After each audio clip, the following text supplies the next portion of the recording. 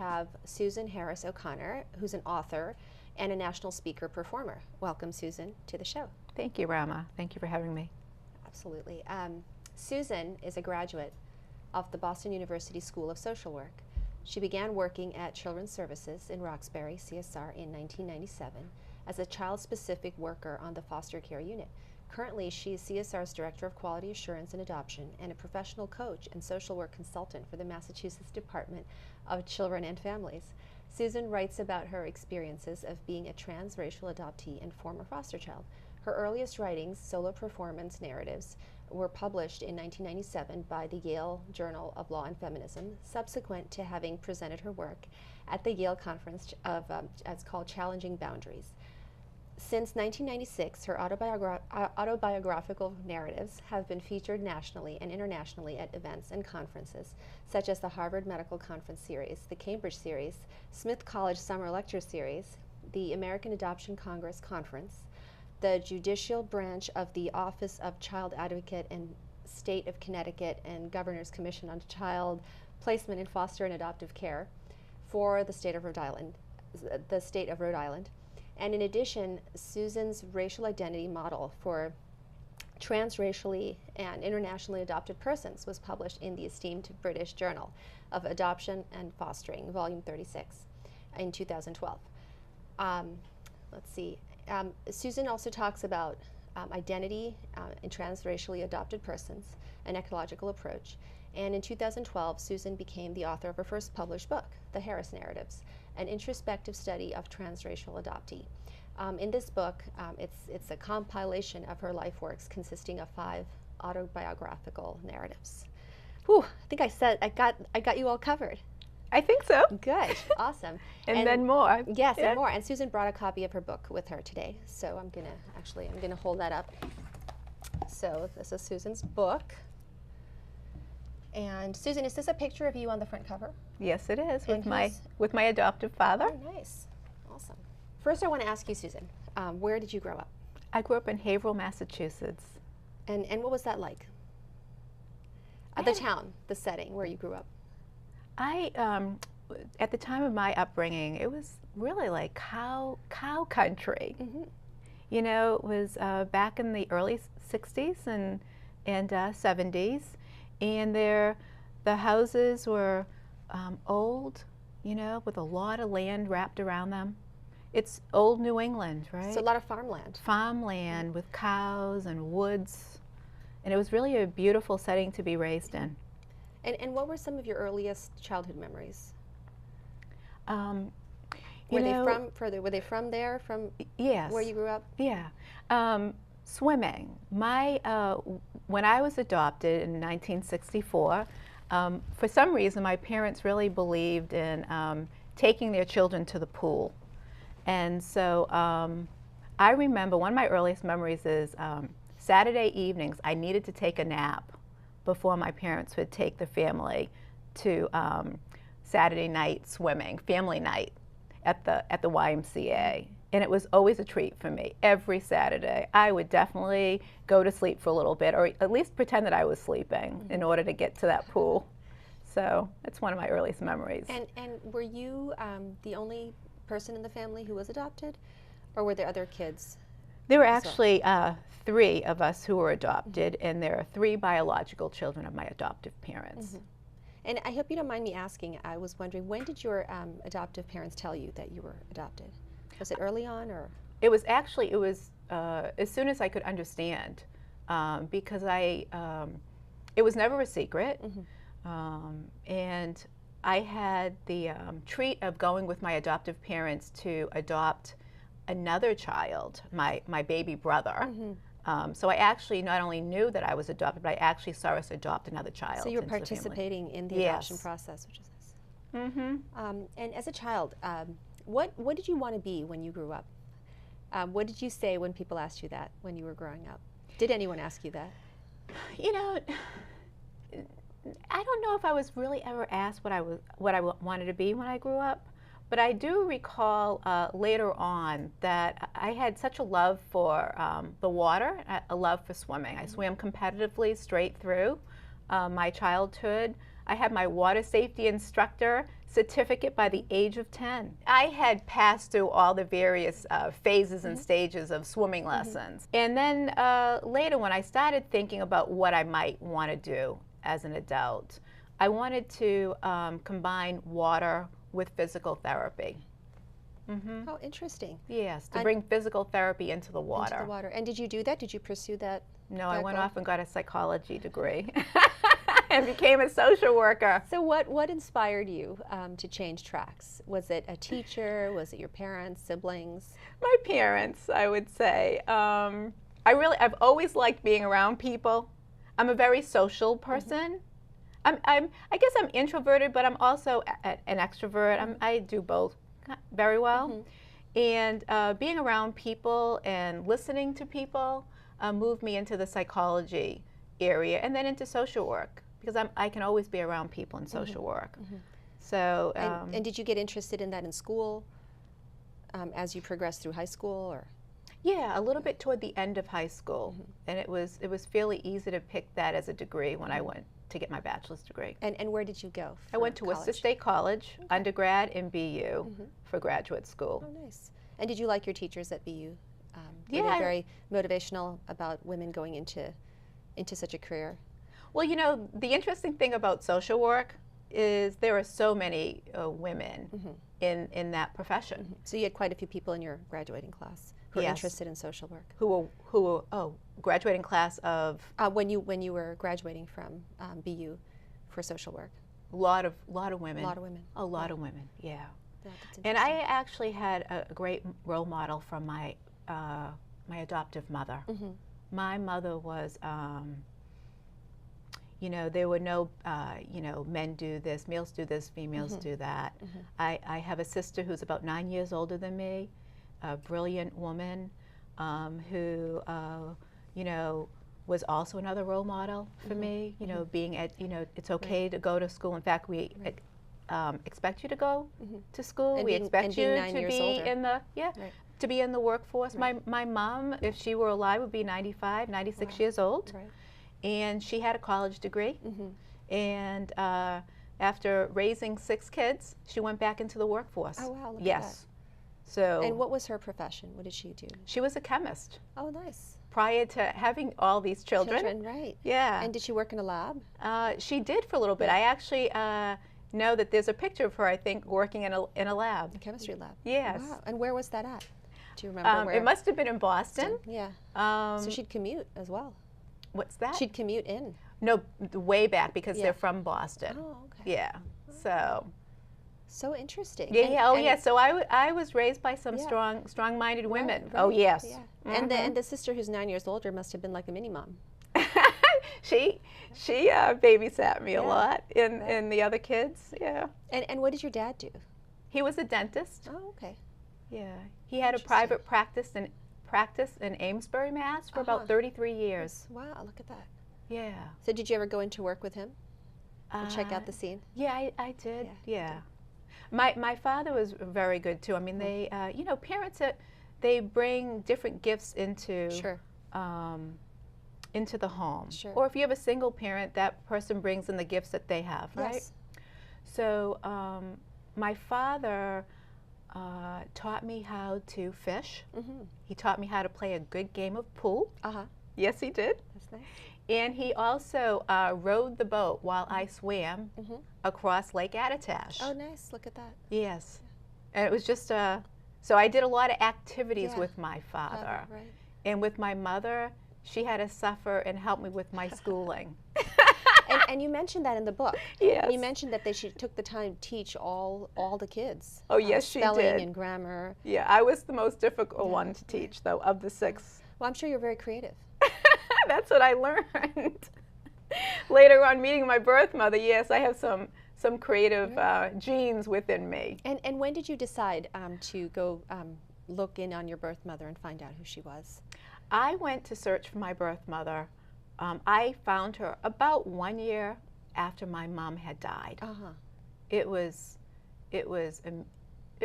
what felt almost immediate. And was that something you've been thinking of for a long time as a person who's adopted, or was it something that occurred to you as your mother passed? I thought of my birth mother throughout my childhood. Right.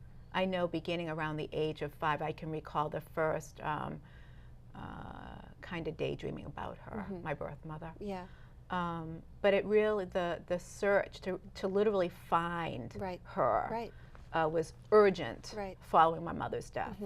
And was that a difficult sort of thing to track her down, to find out who she was? It was fairly easy for me. It's not easy for others necessarily, but for me it was very easy. I went to the courthouse, and a judge met me, not even knowing. I had just kind of walked in off the street, and she met with me for an hour and a half. This amazing woman met with me. She had her secretary pull my adoption file, and within the file was my baby girl, my dear baby girl letter from my birth mother, sitting. It had been there in the record for maybe about 8 years prior to my search. Oh wow, look at that. And she read that letter to me, the judge. And how was it when you found your birth mother? Overwhelming. Yeah. You had a lot of questions for her. Yeah, I mean, I can't recall all the questions, but we have very lengthy conversations. And is she still around? And so and you're still in touch with her? Yeah. Yeah, I'll be seeing her in March. Oh, nice. And does she live locally or? San Francisco. Oh, look at that. Yeah. Sounds good. And so, so what was the inspiration for your book? What finally made you decide to? I know you have a lot of life experiences. You've had so many. It's almost like good for 4 people. So, what was the one inspiration that when you decided I'm going to write a book? Well, I had really not thought about writing a book. This book has 5 autobiographical narratives within it. And these narratives were created over time, over about 17 years, right? And so what happened was all of a sudden I had 5 of them, and my husband said, you know, I think that you could put all this together and create a book so that more people would have access to your work. And then a friend surfaced one day and he said, I would love to help you get a book together that includes all your narratives. And I said, there's an opportunity here for me, you know, to get the support that I need. And so my husband and my dear friend Raymond Pillage helped me put together this book. Nice. Yeah. Yeah, it's awesome. And you've also given a lot of talks and lectures. Yes. So I'm sure like you have some experience where you kind of know how to, what to say about particular experiences that you've had and organize your thoughts into cohesive chapters for the book. Well, the chapters of the book are actually my performance pieces.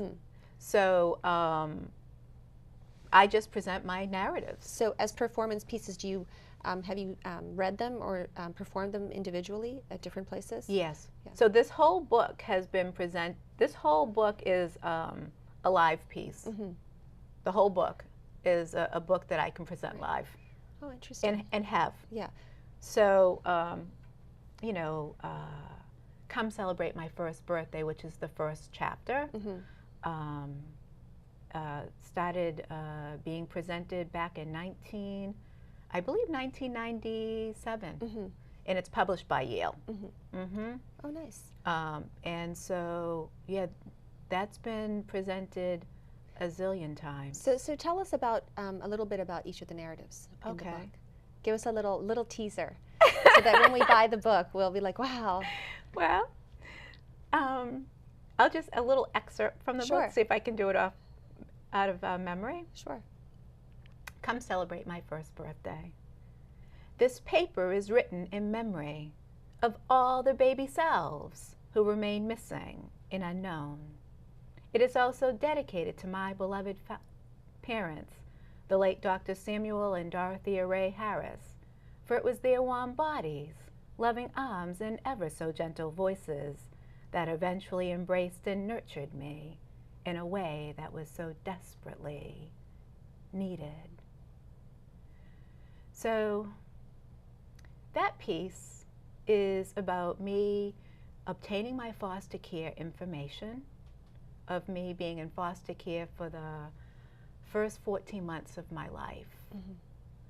So what I realized as I was reading through my foster care notes, and it was about 16, 17 years ago, was there held a lot of my identity. A lot of me was in those notes that I didn't know about. Mm-hmm. And I could see that I had a particular type of injury because I was missing that part of my life. Mm-hmm. And by being able to read those notes and to really get in touch with what I call my baby self, Mm-hmm. I did a lot of healing. Mm-hmm. And so come celebrate my first birthday is all about healing that kind of loss of my baby self. Mm-hmm. I now have my baby self. Right. It's all internalized now. And it's interesting, for me, when I read through the book, it was interesting for me to see the notes that were taken by the nurse, for example, on baby you. And I realized that most of us don't have notes like that.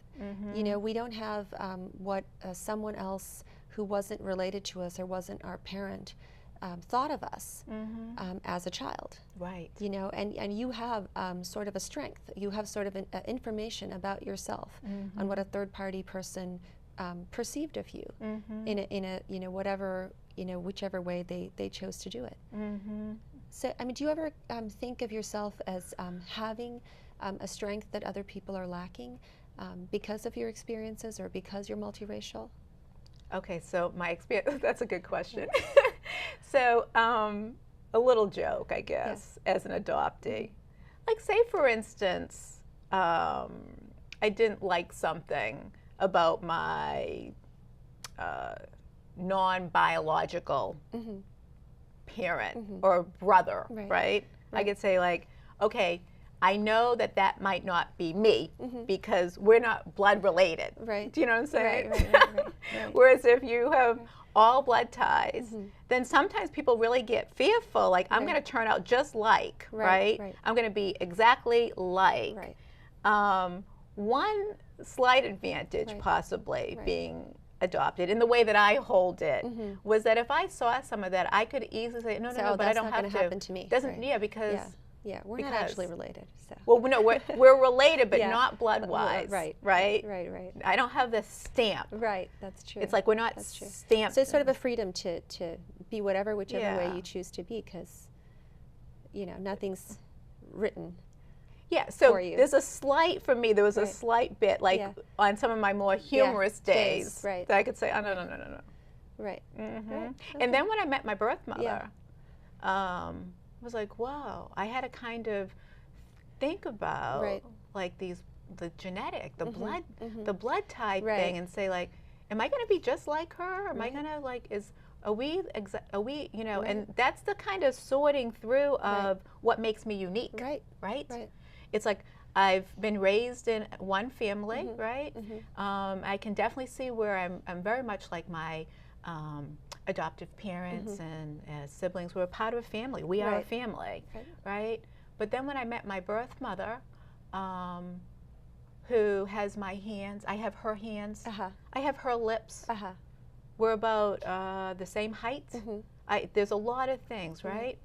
Kind of sorting through, like, wow, we're very much like, I get to find out more about me. It's about identity. It's the search of self, the search of knowing who I am. And then also, where I really kind of fall, that makes me really unique, right? Exactly. And you also found out that your birth mother is quite a talented woman. Yeah, she's another strong woman. Yes, she is. So biologically and environmentally, I did you have very strong women in your life. Yes, So tell us a little bit about your birth mother and all her accomplishments. Well, I'll tell you a little bit. She was a graduate of Brandeis. She was one of the first graduating classes. She was part of the first graduating classes, and she went on to San Francisco and was an art professor for about 30 years or so.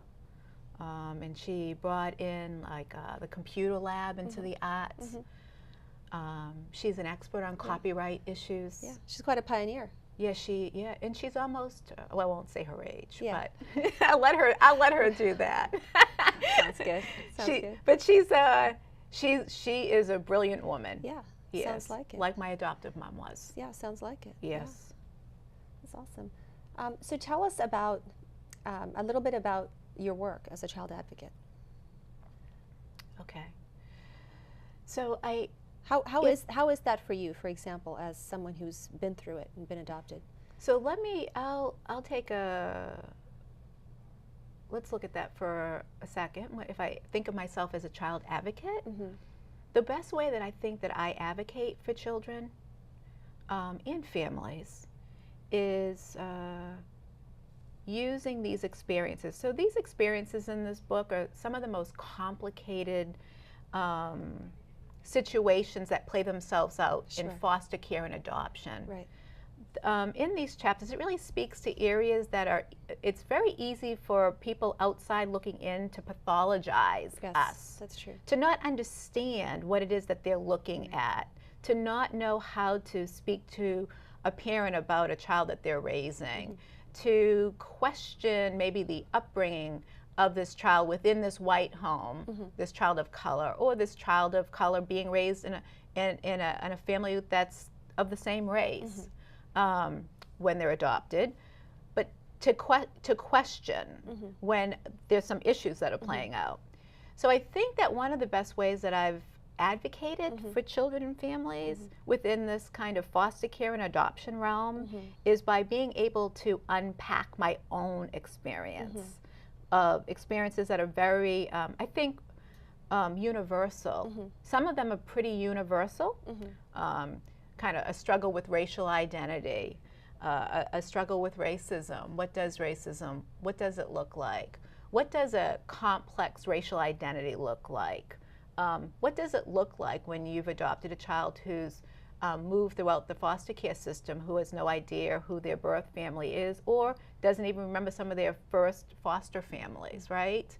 So I think that by for me to be able to like really zone in on my own experience and the experiences that have been really difficult for me to understand, and then to deconstruct them and then to reconstruct them, allows for a situation to move from something that could be pathologized to something that's more normalized. And I think that that's one of the best ways. It allows for a real conversation. It opens up a conversation about what might be going on in other people's lives. Or fundamental human needs. Yeah. As opposed to something as a syndrome. Yeah. You don't have to diagnose and this. It seems very interesting that these things come very naturally to you. I could imagine easily that someone who's had your experience and background would not want to be in this child advocacy field, having gone through all the things that you did. So how was that for you? Was that difficult? Was it something that you had to learn and remind yourself about constantly while you're doing it, or something that was sort of more natural to you to use your experiences as strengths? Yeah. So I've been in the field now since 1985.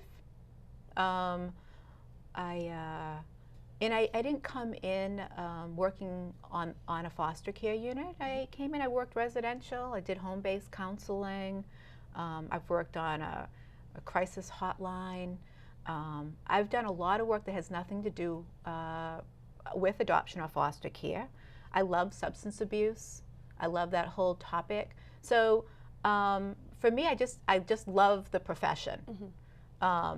And one of the things about being a social worker, being a mental health therapist, being within these professions, a psychologist, I'm not one, but is that you can really move around in so many different areas.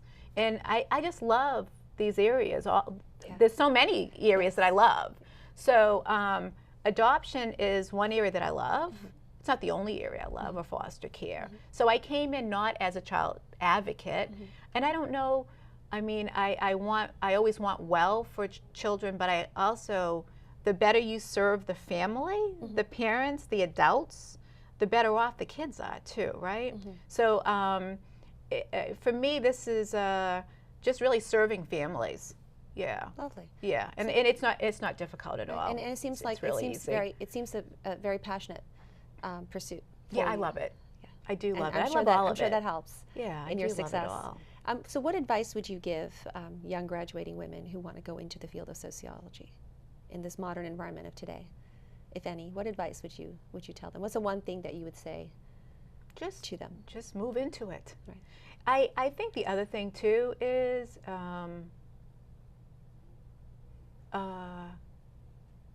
start on the bottom, whatever that is. You know, don't worry about moving up the ladder. You know, so do it because you love it. Just learn, be a part of. I know when I came into the field, and I'm still the same way. It was okay for me to be a social worker, and you know, I have to fax and copy. I have to do a lot of administrative things. Sure. I've never considered anything beneath me to do in this profession, and I've never really said no to taking on anything. And with that, you know what happens is that you get to learn from bottom up, right? You get a sound learning experience, right? And then the more that you have, the more you can offer other people, right? You can offer other people that when you become a supervisor. What do you teach someone? If you're a supervisor and you haven't worked enough with folks, right? Directly. Right, you have a limited experience. Yeah, then how do you help the person you're going to supervise help the person they're working with? Right. That's very good advice. And how do you, what do you do personally to not feel bummed out or depressed by some of the situations you come across? How do you keep your spirits up and continue? Because I'm sure some of it can be very difficult emotionally dealing with people. Yeah. So I've really been fortunate because, like I said, I've been in the profession one way or another since '85. I've had supervision by others, so many different people. In supervision in my profession, you debrief, you consult, you share, you let go of what it was that you dealt with during the course of the day. That helps you remain in the profession. That helps you not burn out. They call it burnout. Right. And so I've had so many years of supervision from different people who offer different types of supports in education that it's really easy. Awesome. Not to get burnt out. That's good to know. Yeah, supervision's really important in my profession. I bet. Yeah. Well, thank you so much, Susan. This has been such a pleasure talking to you today. Thank you for having me. Again, I'm going to read the title of your book. It's called An Introspective Study of a Transracial Adoptee, The Harris Narratives by Susan Harris O'Connor. And I'm assuming this is available online? Yes, it is. Amazon? Amazon. And Barnes & Nobles? If you order Barnes & Nobles, you have to, it will be online. Yeah, online. You have to, then you have to go and pick it up at the store. Yes, sounds good. But Amazon is a good place to get it. Thank you, Susan. Thank you. It's been a pleasure. Thank you.